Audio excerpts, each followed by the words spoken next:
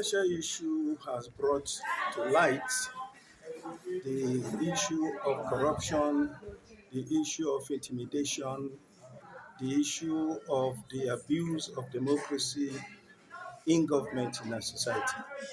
The Senate, which is the lawmakers, are most culpable. And what Natasha has done is to expose the corruption in the National Assembly. And that is why we are interested, because what is happening to Natasha is happening to all of us. And I want Natasha to know, the senator to know, that she's not alone.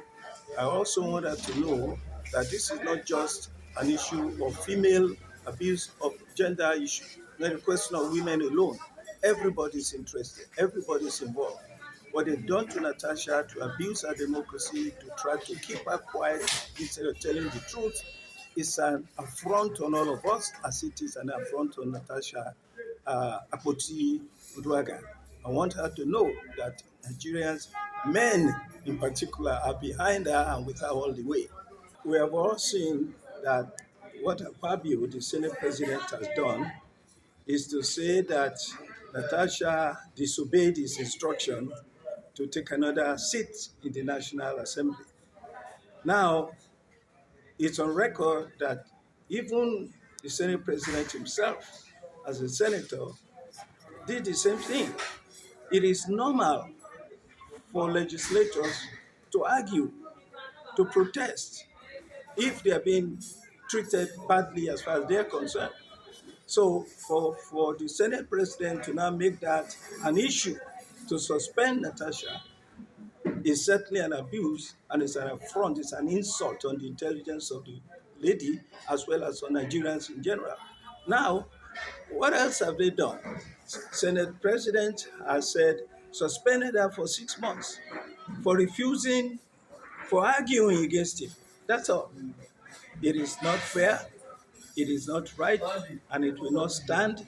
That is why we are standing behind Natasha, for him to know, for the Senate President to know, and all those who are with him on these frivolous allegations, that it will not stand and they will pay for it dearly. You can see that Nigerians are fighting back already. There have been so many publications about the corruption, the history of Senate President Fabio as a very corrupt man, as a very irresponsible and reckless individual. Just recently, Vice President Adetokunbo made a comment that Senator Fabio was not only corrupt when he was in government, and you know that he has a case of 108 billion naira still pending at the EFCC. So such a man doesn't have the moral right in any way to accuse anybody of anything. And what happened when he tried to get Natasha recalled from her constituency? They couldn't do it because she's very popular in her constituency. She is a trailblazer in her constituency. In the National Assembly itself, she's a star. The work that woman has done in Kogi Central is worthy of promoting her to governor. She has built roads, she has provided electricity, she has succeeded in helping youth, women, and so on. She's fantastic. And I tell you something, the reason they are behind her, they want to get rid of her, is because she is raising some critical issues. Apart from the corruption issues, the illegality going on in the Senate. Don't forget, Senator Ningi at one time exposed the Senate. What did they do? The same thing they did to her.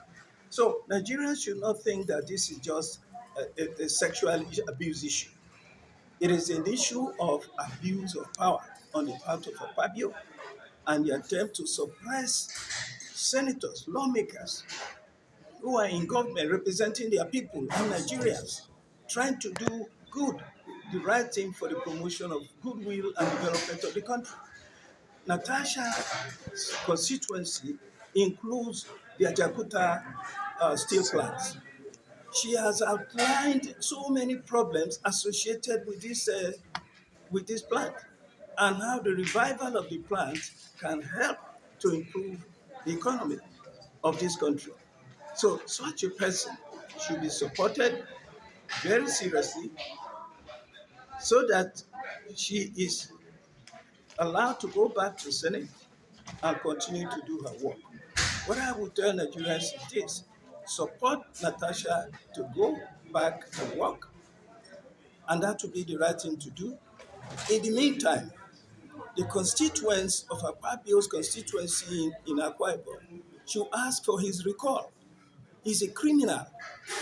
The man is owing the people. He has stolen 108 billion of their money. They should call him to come and account for that. He is the one that they should recall and they should indict. And that is the case. Akpabio did not even run for Senate. It was a combination of Tinubu and twisting INEC and twisting the judiciary that made Akpabio a senator. He's not even qualified to be in that seat. And what has he done for his constituency since he got there? When he was there, all he did was steal the money.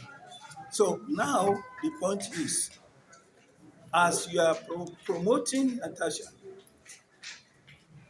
Natasha should be promoted even as senator. Not only she should return as senator, she should be considered, she's a PDP senator.